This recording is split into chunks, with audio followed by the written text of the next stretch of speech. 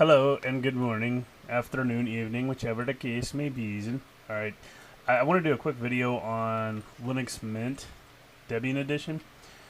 I kind of watch reviews from other people, really tech-savvy folk who do these things, and they go through and find every little thing that could possibly be wrong with a distro, or they just do a Virtualbox install, and they go through it, and it's like, well, this is great, but they don't actually use it for the desktop.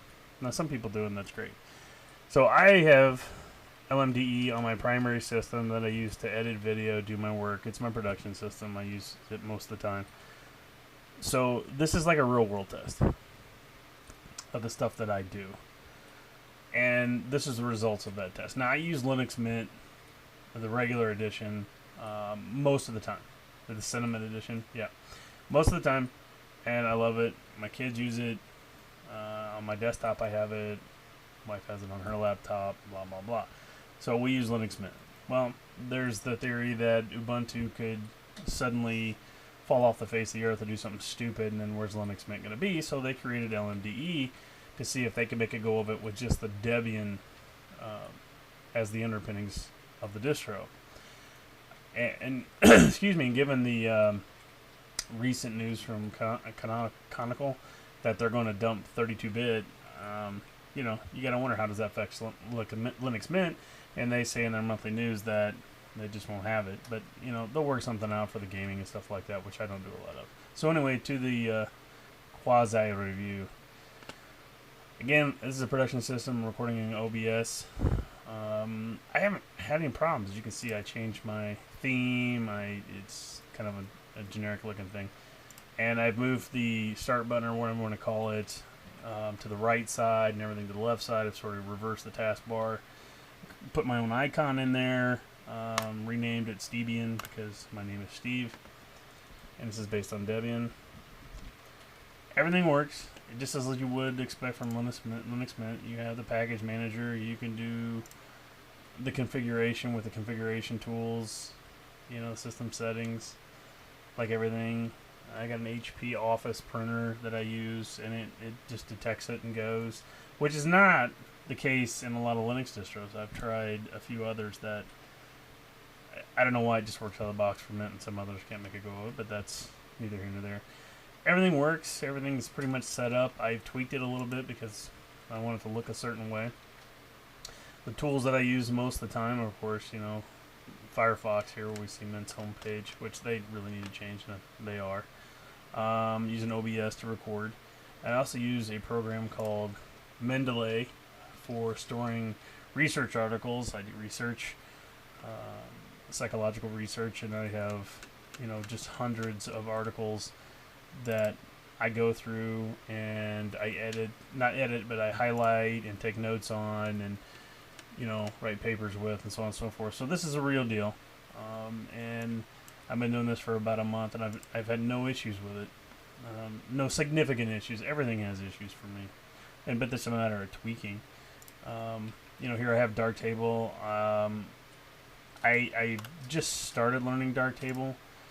I have it on my desktop because I have it on a TV, essentially a 70-inch TV, to do the editing because I can see it better. But it works just fine here. You can see I played around a little bit there. Color correction. Click on that. Let's just mess with this a little bit. See what we got. We just mess around. Just screw stuff up. Anyway, you can see it runs Darktable, which is great. I also have Libre Office. I have the latest version. I download and install right there, 6.2. And I also have the dev for 6.3. I always try it out because I love Libre Office. Sound and video. Kdenlive I do through an app image to get the latest. Audacity. You know, if I want the latest and greatest, I'll get the app image or a flat pack. To see Spotify there. And, you know, I video edit with Shotcut and Kdenlive and Blender. I've started doing more and more with Blender as a video editor. Playing around some old Blenders. Just to simply edit and learn it because it is a cool program. It opened up on one of my other monitors there. but it works great. You can see, jump around in there. Let's go to video editing. So we'll turn that on. I also have Power Sequencer installed. It's a nice little add-on for it.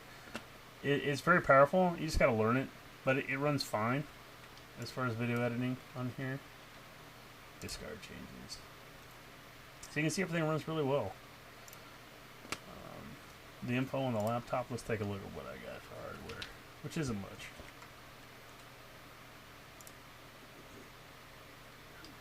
So you can see the specs. It's an Intel Core i5-6200. This is a mobile. It's a laptop. The graphics card isn't the greatest, but it does the job for what I need. If I need more, I go to my desktop. You can see it's got 12 gig of memory. Some of that's taken up for video, but it works. The only issues I've had per se is trying to update the. As you can see, I got a different terminal shell installed.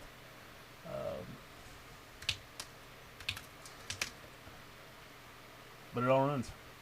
And I don't think I'm that worried that if Ubuntu goes out of business or drops or does something incredibly horribly stupid, that it's going to be an issue for Linux Mint to carry on. Now, some people worry about that. I don't think I am. This works great. And my family could use this with no problems. And that's the big thing. And that's what it boils down to, is the end user.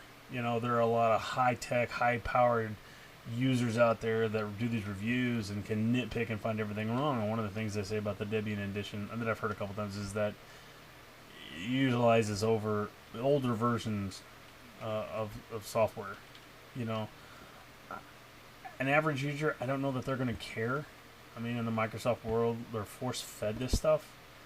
And they got to do updates out the yin and yang. There's not a lot of updating on this. It's stable as all hell. All of Mint is stable. So, I don't know. It's not a big deal.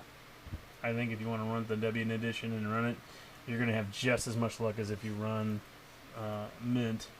And if you find something particular that just irritates the piss out of you, configure it, you know, or distro hop, which a lot of people do. I don't like this particular thing, so I distro hop. Well, I've been with Mint for quite some time now and find it to be what I need. I do test in Virtualbox and other machines, different distros. Right now I'm running actually Debian on an older laptop, and it's fantastic. So a lot more work, a lot more configuration. But if you want to run something stable, Linux Mint Debian Edition is just fine. You can run it for a production system. And if Ubuntu screws up, carry on with Linux Mint Debian Edition. So anyway, I'm going to simply ignore the reviews. I'm going to use it. I think it's stable. I think it's great. I think the limitations are for power users, but power users should learn to read around this stuff. So there's not much else to say than that. Anyway, thanks for watching.